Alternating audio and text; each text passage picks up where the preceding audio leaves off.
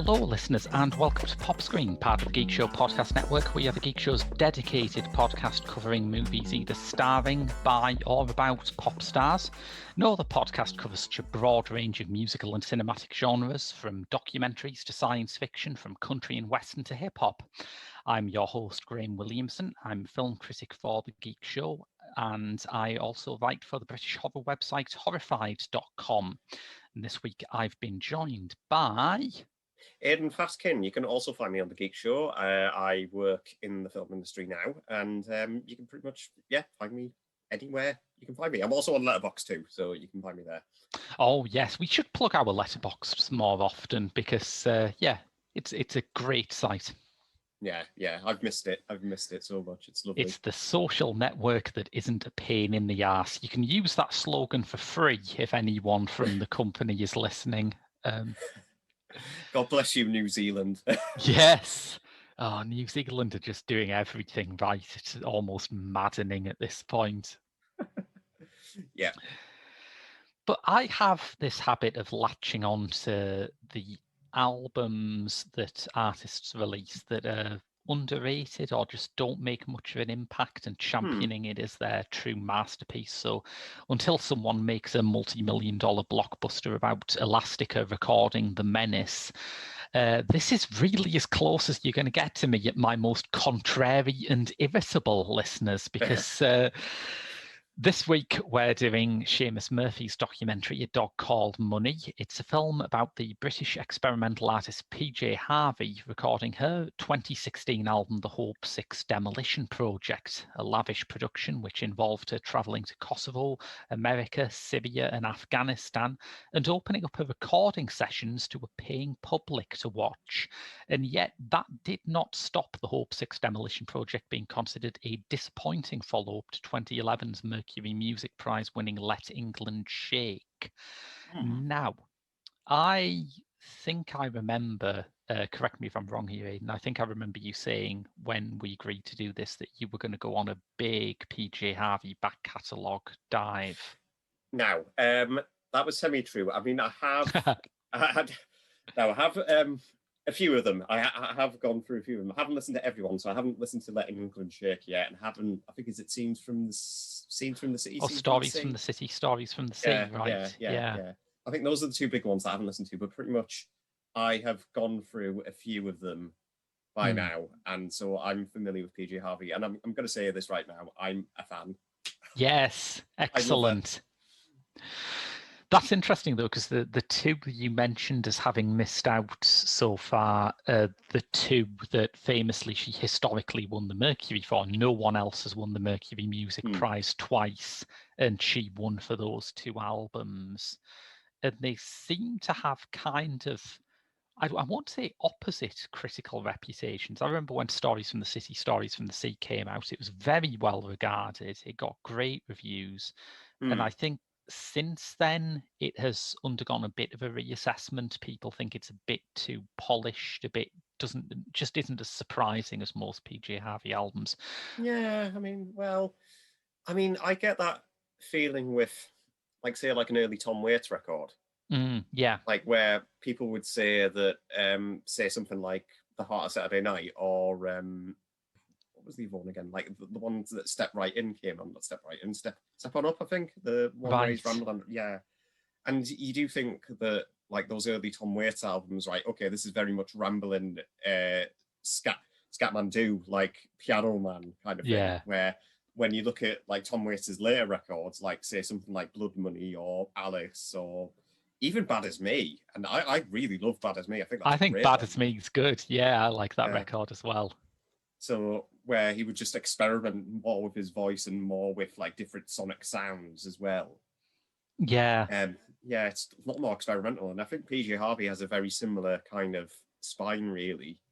I think the thing with PJ Harvey is that she just cannot lie about who she is and what she's doing. That when you listen to Stories from the City and Stories from the Sea in the context of her career, it comes straight off the back of Is This Desire? And I mean, Jesus, Is This Desire? Possibly my favourite PJ Harvey album, but not one that I can listen to very often because it is harrowing. Yeah. And she made that album and she got it out of her system, and it makes perfect sense that the next one is kind of a more upbeat, more optimistic record, because she couldn't carry on any further down that path, you know? Mm. And that follows on from my PJ Harvey record and the one that was her breakthrough, To Bring You My Love. Great album. Yes, To love Bring that You My Love. record. And I'm going to say this right now, To Bring You My Love is in like one of my top 5 favorite albums of all time. It's It's so one good. there's not a dull song on it. Like, Yeah. completely killer stuff. It's one of my go-to driving albums as well. It's a good record to drive to. Yeah, I agree with that. Yeah. Yeah. And even then, there's some flourishes of like from Is This Desire that you would expect to. I mean, the lead single of that, Down by the Water, that's a song that addresses giving birth to a child. Infanticide. Yeah. Drowning, giving birth to a child and then drowning the child. Mm. It's not very cheerful, is it? And she often complained, particularly in her early years, that people thought she was her music, that people would actually write about how, I can't believe she's confessed to like murdering her child. It's like, what? No, it's a song. Judging by that logic, you know the song Stagger Lee by Nick Cave? Yeah, God knows how he hasn't been arrested for that yet. Yeah. So it's just like, well, come on, guys. They don't mean it literally. There is one, for all that I, like Aidan, I absolutely love PJ Harvey, and I am about to make the next hour or so an absolutely unsparing demolition of any claim made against the Hope 6 demolition project. But there is one very negative review that she got in the New Yorker when Let England Shake came out, which I always go back to, and it's one of those negative reviews that I disagree with, but it's so good that I have to keep it in mind. You know, it's a worthy opponent. Yeah. But Sacha Frere Jones said that basically PJ Harvey's career is she made 3 albums right at the start of her career, which were very stripped back, kind of Captain Beefhearty, avant blues, culminating in To Bring You My Love. Yeah. And after that, she just could not find a style that suited her as well. I'm not certain whether I agree with that. I'm not, because like I say, my favourite one is This Desire, the one she released straight after those opening 3. But I can sort of see bits of it, because after then, every album seemed to be PJ Harvey does blank. You know, Stories from the City, Stories from the Sea is PJ Harvey does pop. White Chalk is PJ Harvey goes acoustic. And I think I like White Chalk a lot. Yeah. I should go back to White Chalk. I wasn't struck on it when it came out, but I should probably give it another go. I don't agree with the idea that she hasn't like done worthwhile work outside of the blues format, but I do think she is unusually great at doing like dissonant, angry blues stuff, and that is a big part of why I love Hope 6 Demolition Project, because it takes her right back to that sound. It does, even like going to the extent of expanding on a sound from that blues record, because there's one song on there that it's like note for note, like an old angry, aggressive blues song. And I've forgotten the name of the song, but it's just. There's a couple, isn't there? There's a couple that use those samples from older records. There's the Ministry of Social Affairs. I think that might be the one. Yeah. Which might be my favourite track on the album. But there's also River Anacostia, which starts off as a kind of a gospel song, I guess. And that's my favourite song on the album. It's a great song. Yeah. But shall we get into A Dog Called Money a bit? Because we've spoken around PJ Harvey as an artist and how they mean to us. Because I'm a fairly new fan of hers. And the Hope 6 Demolition Project, I would probably agree with you. I do think that album, there's some good songs on it. I mean, I think the first time I listened to the opening song, Community of Hope, even though it's like a lot of them are like 2 minutes long in length, I first initially thought, well, that does sound like a little, fiddly, or like a little. It doesn't really sound like a song that packs a lot of punch. Mm. But then, like 3 listens later, it's just like all I'm thinking of is like community of Yes. community. Oh, now it's stuck in my head. And I think maybe one of the reasons why it got this, I won't say negative, it still got a lot of good reviews, but people thought it was disappointing, was because The Community of Hope was the lead-off single. And for all it is, as you say, mercilessly catchy, I think there are layers to it that are more apparent when you hear it in the album context. I don't know if that's something you felt. Yeah, I mean, there's a great quote from, I think, Roger Daltrey, the lead singer of The Who, where once you listen to an album like the first time, if it's an album that you don't like at all, then you just, obviously, you're just like, oh, I can't stand this, obviously. Then when you listen to it like 3 or 4 more times, that's when it opens up a lot more, and then your least favorite song becomes your favorite song. Yes, yeah. And I don't think that rings specifically true, because there are certain things in this where, even by watching the film A Dog Called Money, that you can see how one influences the other. And it works totally, yeah. And A Dog Called Money, in many ways, is a film-length experiment in giving these songs more context, isn't it? Yeah. Because Seamus Murphy, in his other career, is a war photographer, and he had been contacted by PJ Harvey. I think it was, I don't know the exact timeline, but some point after Let England Shake, PJ Harvey became an official war artist. I think her and Steve McQueen were tapped to produce work that dealt with the experiences of returning soldiers and Britain's current conflicts.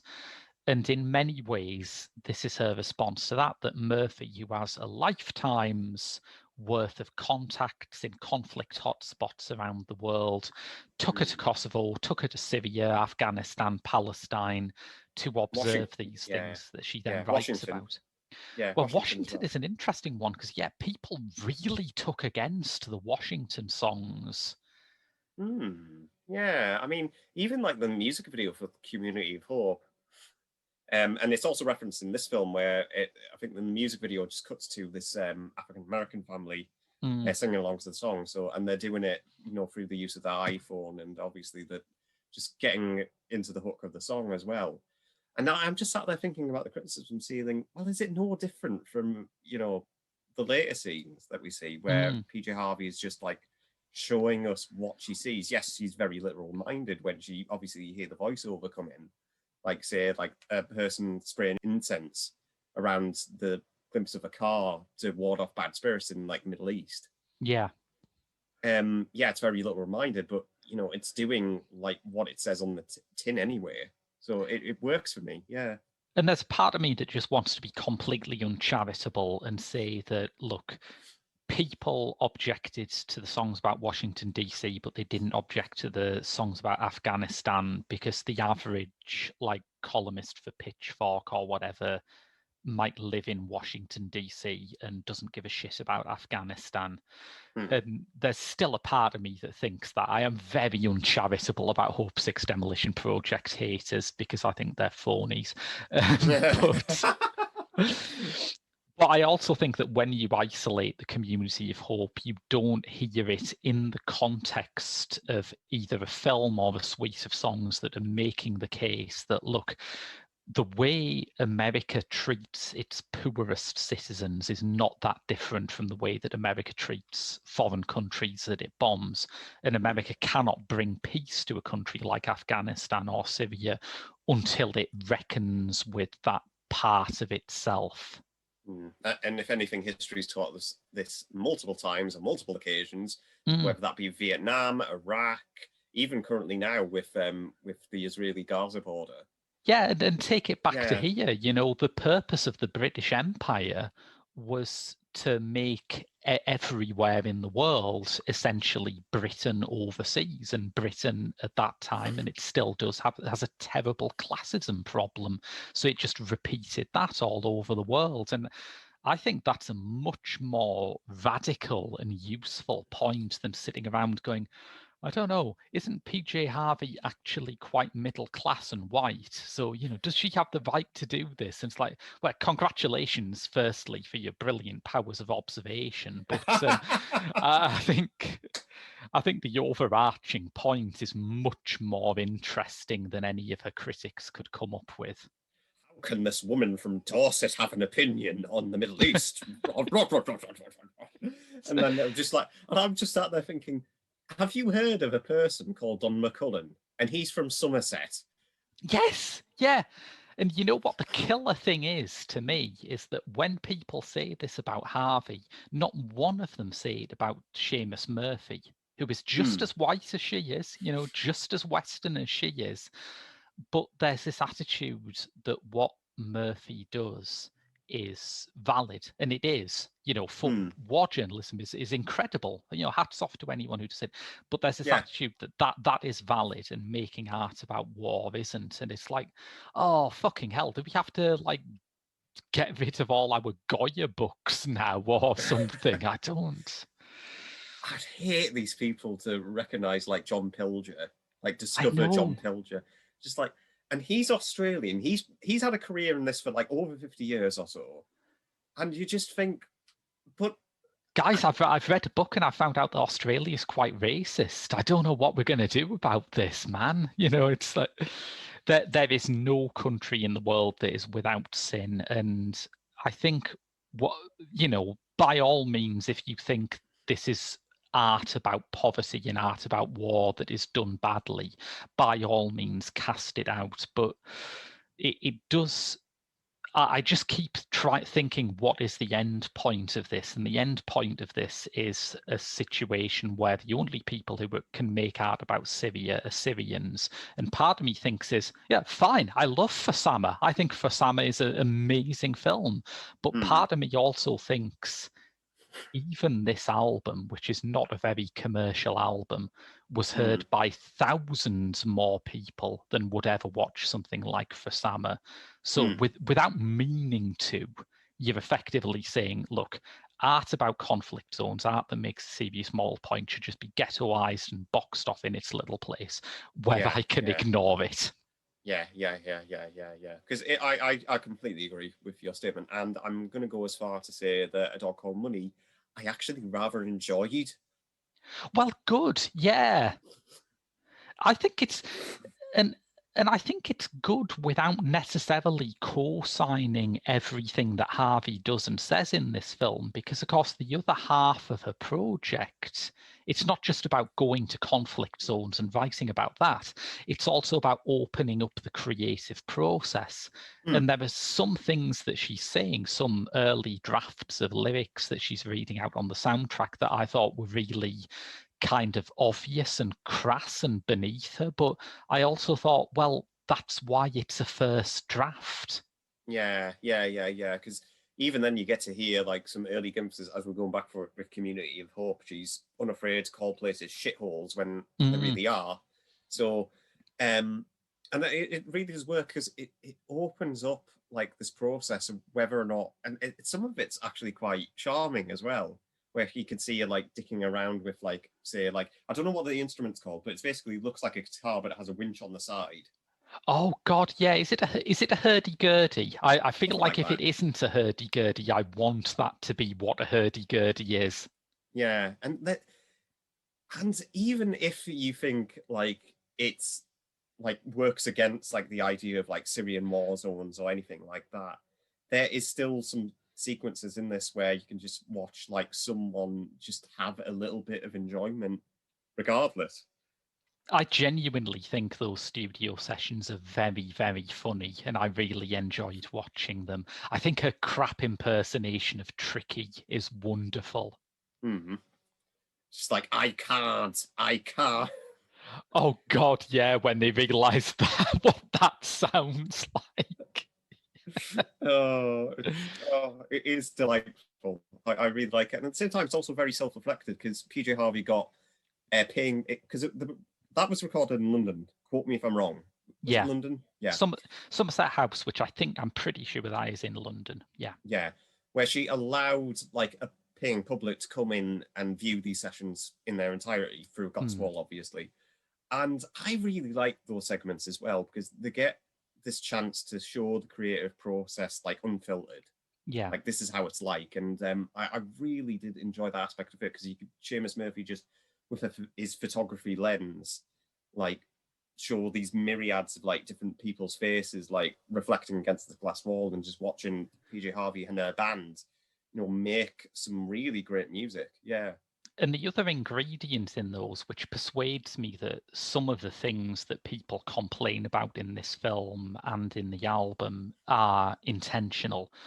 But the other ingredient in it is that Murphy will play out a song like the Ministry of Defence at full length, and he will put a montage of the things that he and Harvey have seen on their tours of war zones over it. And you are forced to confront the fact that, yes, the people Harvey is writing about are not the people who were paying to see her. There is a visible difference. And Yeah. ultimately, you just think, what can you do with that other than acknowledge it, other than hold your hands up and say, yes, I am privileged. I am lucky to be not living in a country that's at civil war.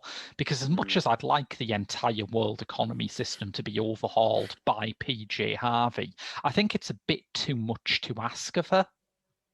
Yeah, I mean, there's certain sequences in there that really do open your eyes. I mean, there's one bit where I think that she's in Kosovo and she stumbles upon, I think, a bar mitzvah or something across that. So there's a guy dressed in blue and white, a young boy about to get circumcised, basically. And obviously, as we were saying before, her narration can be very little-minded like that. Yeah. At the same time, I don't see this as like a call to arms kind of revolutionary album that some people have like sneered at it by. If anything, I see this as like an exploration into these different parts of these hot pockets of culture and like showing it how it can influence like a piece of art like the Hope 6 Demolition Project, which people have been doing for years now.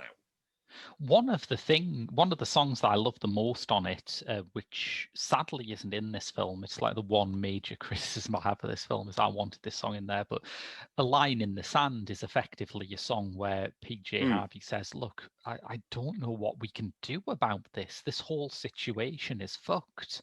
And I think to have the courage to look at this and say, this is beyond easy solutions. I've seen things that are not perhaps not fixable within our lifetimes. Is I think again it's a more honest point than any of the ones that were leveled against the album. Would you like to hear my favorite dumb review of Hope 6 Demolition Project? Yes, please go ahead. It's by Laura Snapes, a music writer who I have to say I normally have a lot of time for, and I will assume was having a very bad day when this copy was filed. But for Pitchfork, let me see if I can get up the exact quote just to make sure I'm being fair here. Just 1 second. Yes, here we are.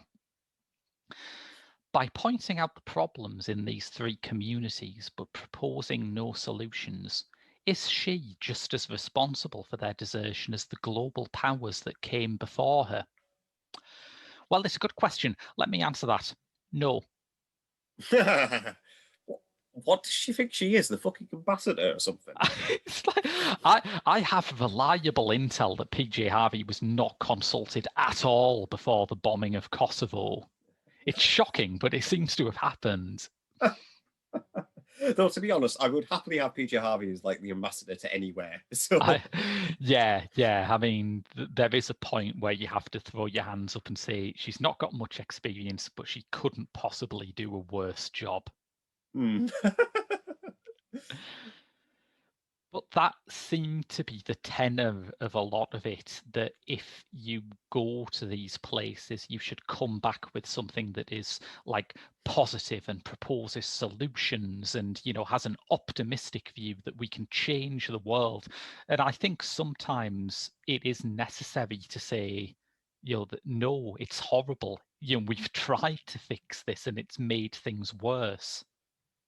Yeah, it's like going up to David Bowie at the release of Black Star and then saying to him, "Gosh golly, I hope death's all right to you," or something like that.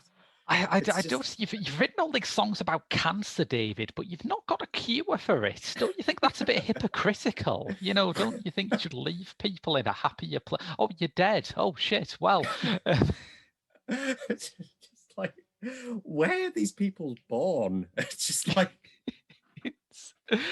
I mean, I love that we respect PJ Harvey enough to think that she can solve the Syrian civil war, but I think that kind of pressure would better be applied on, I don't know, world governments. yeah, it's just like not someone that, yeah, I don't get the criticism at all. Yeah, it's very narrow-minded and very naive. I think some of this is me being charitable because I'm aware I've had a lot of fun talking about people who don't like this album as though they're idiots, and I'm aware this is very arrogant of me. But Hmm. I think some of it is based on just this gut level thing of seeing, as I say, this well-off white woman from Dorset in the middle of Kabul and just Hmm. squirming, and just hearing these lyrics about poverty and desolation and thinking, oh, no, no, come on. And I think sometimes when these massive overreaches happen, like that Pitchfork review, it is a way of intellectualizing the squirm. And Hmm. sometimes, maybe you just shouldn't do that. I've got albums that I don't like, but cannot come up with a very intellectual reason for not liking them. Sometimes something just rubs you up the wrong way. Yeah, I think like the perfect example of that for me is Trap Mass Replica by Captain Beefheart, which is an album that's got underground status, but I can't stand the sound of. Yeah. I just find very irritating, and that's just my personal beef with, and I can't really describe it. And I'm not gonna like sit there on like music board forums having arguments with people saying, "Oh, you should have listened to it for the 34th time then, just to change your mind." And I'm just like, no, it just sounds like a wheel of noise to me. I don't like it. I Like, think sometimes too, you're talking about how discourse, particularly on the internet, has become very polarized. And if you say something like, I don't know, it just came off bad to me, you're meant to have a short essay to back up why you thought it was bad. And it's just, hmm, well, sometimes sometimes we could do a lot of good just by reminding ourselves that there are things out there that aren't that good and aren't that bad. Not everything yeah, has to be either genius, it's going to save the world, or terrible exploitative bad. yeah, yeah, yeah, yeah. I mean, going back on topic, obviously, because a Dog Called Money, there are various sequences in this where I did feel as if through Seamus Murphy's eyes, I mean, he's not necessarily glorifying anything that he's seeing. He's more capturing like the harsh reality of these war zones in general, because Yeah, obviously he's had experience of this as a war photographer. And there are some sequences in here that, firstly, they look great because obviously, absolutely. yeah, Yeah. they look really remarkably stunning. I mean, whether that be hustling and bustling streets, as I've mentioned before, the guy spraying incense on the car, the The big yeah, abandoned like tanks and jets that play while Ministry of Defence is playing are really monumental. I think they look mm, incredible. they're really, really well handled and really well shot, and you Mm. can really tell that this guy was a photographer, like Yeah. through and through, and had experience in this area. And I think it complements, like obviously PJ Harvey's, um, fascination with these areas in general. They Mm. really do work in her favor. Yeah. And I think the other thing that is interesting about it for me is how the album changed by being recorded in this very unusual way, where, as you say, you have people going in and watching the studio sessions And I've read some critics who are more sympathetic to the album say that they believe the reason why this is a big sort of thumping, noisy blues rock album and Let England Shake is because she was very aware of putting on a show. Even when she's recording, she's kind of performing. It's not performing in the way that she did when she toured it. That was obviously a much more spectacular thing, but it's still a kind of performance. Yeah. But no, they complement each other very well, I find. Even if it's very evenly handled. So yeah, you have like equal sequence in like these war zones, equal sequence in the recording studio, and they just complement. And it's a very well observed length as well. I think it's like what runs an hour 40 minutes or something like that. a little under. Yeah, it's pretty tight for the literal and metaphorical ground that it covers. Yeah, so I think honestly, and it's a very odd film for a movie to pick up as well. Yeah. It's just like wow, I wouldn't expect like them to pick up like the PJ Harvey experiment as well like that. But I think they've done a series of they did a series called Portrait of the Artist, didn't they? And a lot of those were very canonical things like Peter Watkins's Edvard Munch biopic, which no complaints about that. I think that's a brilliant film, but I did like that they picked this up because its reputation was so polarized that it was a film about a polarizing album that itself split opinion. Yeah. And it's equally fascinating as well. And that's where part of like the interest comes in from me, because it just really did help solidify how PGRV is an artist, that she won't really take back down for an answer. And just here's like a record that is completely different from my last one. Let's just completely. It goes back to like say like someone like Claire Denis, where she made like say something like Beau Travail, and I love Beau Travail with all my heart. But in the next film, she's like, right, okay, it's time for my sexy cannibal movie. I love that she did that. And I suppose now you mention it, you can see a similar instinct in PJ Harvey, that a sensible career path after you've become the only person ever to win 2 Mercury prizes would be to think, oh, people liked that album. I should give them more of the same pretty quickly. And instead, she took 5 years making something that is very different and really split opinion. And that is nothing but a credit to her, in my opinion. Yeah, completely agree. Like I quite like Elbow. In fact, I more than quite like Elbow. I like Elbow a lot, but I think you could make the criticism of them that after they did The Seldom Seen Kid, they did not really experiment with their sound very much, that they saw that album and thought, that is what people want from us. We'll keep on that track.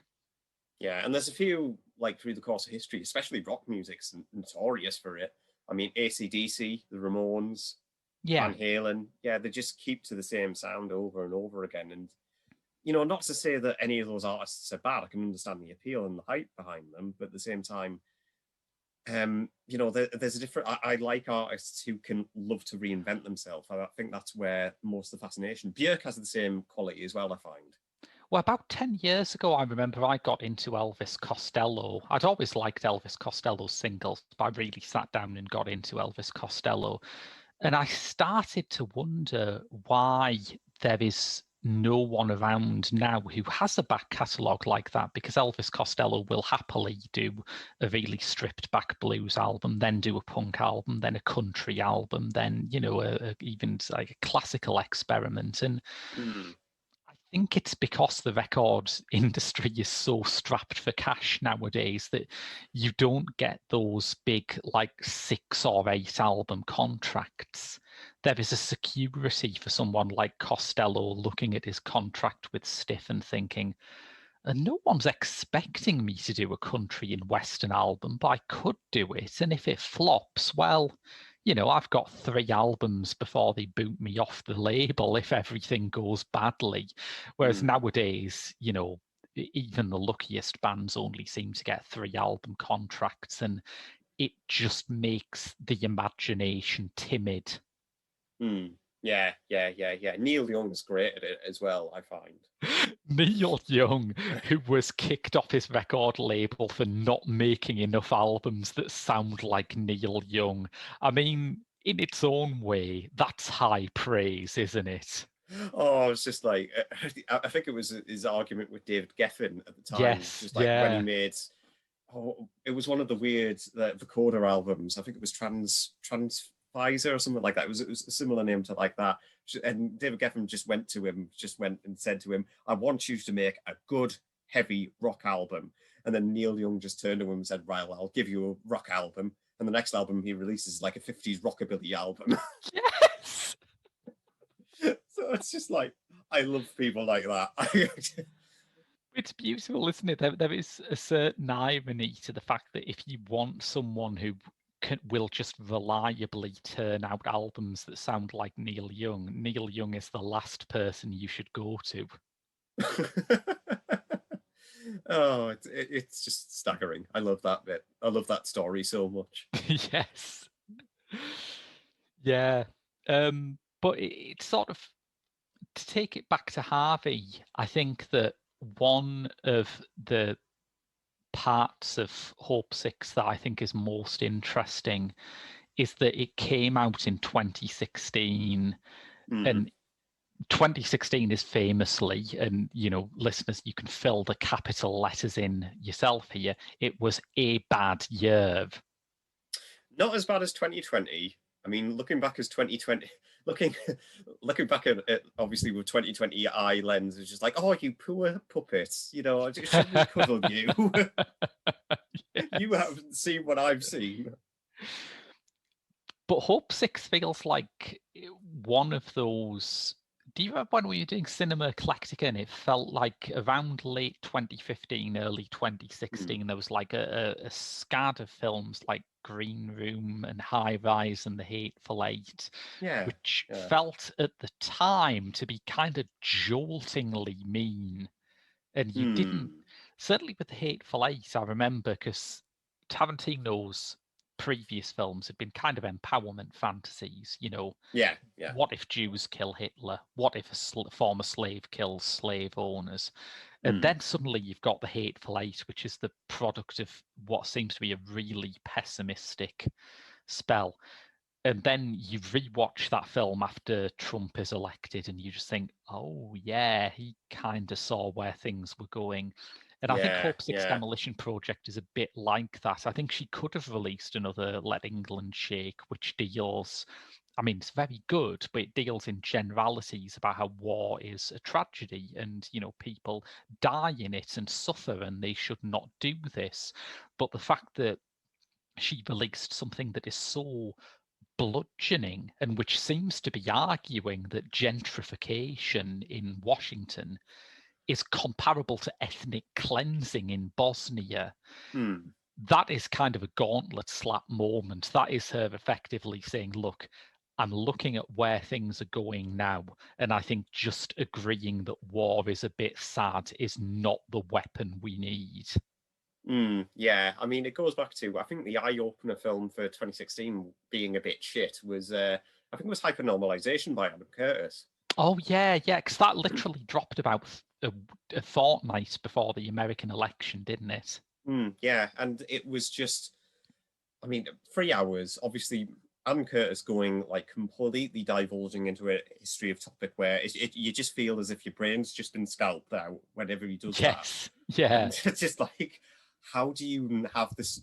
How do you have this much information? So, And I think and even yeah, in these films, there is a joy to it. I think there is always a joy to Curtis's films because they are so, as you say, so full of information. And there's a kind of a joy to A Dog Called Money as well. I think those studio sessions they're exactly what you want a PJ Harvey album recording to be like, aren't they? yeah. Just not really. PJ Harvey's not being domineering to anyone. She's not talking down to anyone. She's just like, she is the lead lady after all, but she just gets everyone together, just make some really fun, enjoyable music. She's Maybe not not fun, but yeah. someone who she's not the figure you would expect when you listen to something like Is This Desire. There's a great story about Is This Desire where like she recorded it piecemeal over about a year or so, and when she listened to it back, and it's only about like 40-50 minutes long, but it's a very concentrated like look at all of the worst times she had over that year. And she checked herself into therapy after she listened to the album, Wow. because she just realized that, oh God, I didn't realize it had been that bad this last year. But she's not that person all the time. I mean, she is taking her job seriously in A Dog Called Money, but she is having fun making this music. Definitely, I would definitely agree, and that's where my enjoyment of it reflects totally, because just by seeing how much she loves her job and how much she loves creating the art that she wants to make, it's inspiring. I'm just Yeah. gonna say it's completely inspiring. Yeah. It's also like her and a bunch of middle-aged men with these antique instruments that look like something from Tim Burton's props cupboard, just making this, just casually picking up these things and making these astonishing sounds with them. I think you would have to be very, very hard-faced indeed not to grin a bit at that. It is such an entertaining watch. Yeah, completely agree. Completely agree. Also, one thing, if you are on the fence about watching A Dog Called Money, there are loads of songs here that did not make the album, and as far as I can tell, are not available anywhere else. There is not a special edition of the Hope 6 Demolition Project with these songs on. So if you want to hear them, here's your only shot. Yeah, I mean, because A Dog Called Money, you notice it on the whiteboard that she obviously fills in the gaps, which is like a standard in like the music industry. When an artist goes to record an album, there's usually like a whiteboard full of like the songs that they need to like list off and things like that. And one of them, you see the title of the film, A Dog Called Money, and you immediately come to respect. Hold on, there was that, and obviously there's a lot more songs to this album that obviously didn't make the final cut or would end up maybe like on as like a bonus track on like a later CD compilation, things like that. Yeah, so it does make you wonder, where can I hear these gems? Yeah, these. And the answer is basically here. I know that she is currently in a process of reissuing a lot of her early albums on, I think on vinyl, but there are CD versions where they have a lot of cut tracks and early demos added onto them. So presumably someday that will happen to the Hope 6 Demolition Project, and maybe there will be some of these like fabulously titled songs like A Dog Called Money and Kabul Mining Museum and Homo Sappy Blues. But for now, if you want to hear those, Seamus Murphy's film is your only bet. Homo Sappy Blues, what a title. I love that song, but I could kind of see why she thought it didn't fit the gravitas of this album about war zones. But she goes to these places, and I think there is a kind of open-heartedness to this. I love when I think it is one of the Afghanistan scenes where she is getting information about native Afghan instruments from this elderly Afghan drummer. Yeah. And they are really hitting it off. They're having so much fun doing that. Yeah. So like I said, there's a charm in those scenes as well. I think there's a few like that. I mean, just before it's the River Anacostia scene where she goes to the baptism in Washington, Yes, I think. yeah. There's that, and obviously that influences like I think like similar like vocal harmonies that are found in that song as well. Yes, so you can really see how directly influenced the two art forms are here. Yeah. The album is obviously meant to be a work of reportage, but I think watching the film, it impresses upon you how much it is a work of art as well, and how much it is filtered through her personal perspective, in a way that I just wish we respected that slightly more. I think that when you are to say it for the 94th time, a middle-class white woman from Dorset. All you can really do if you don't want to ignore these realities is just to be upfront with that and just Yeah, to be honest. and that's I like people who do that. Obviously, who Yeah, aren't bullshit artists, and I think that's how you can attach to obviously say someone like PJ Harvey or Neil Young or um, Tom Waits for that matter, because they just are so honest with their storytelling. Yeah. there is a real integrity to it, even though there are obviously Tom Waits songs and PJ Harvey songs that are not autobiographical, but there are no songs that they have written where you could mistake them for anyone else. Exactly. Yeah. Yeah. Well, I think that's about covered it, really. Is there anything else you'd like to bring up before we move on? No, not really. I mean, for something that's so polarized like Dog Company, because I read like some of the reviews on Mubi. It was just like Yeah, this album is like calling for a revolution. It's just like, if anything, that's doing the exact opposite. I yeah. find it's like he is like an artist, like exploring the work that surrounds her, who's obviously not interested in repeating the same process that she did with her last record, and just here's something completely different. Yeah, and fresh, and that's what I find the most exciting with it. And I'm glad I watched it, because it is a very eye-opening experience, really, and I think it deserves a lot more credit than it actually got. Yeah.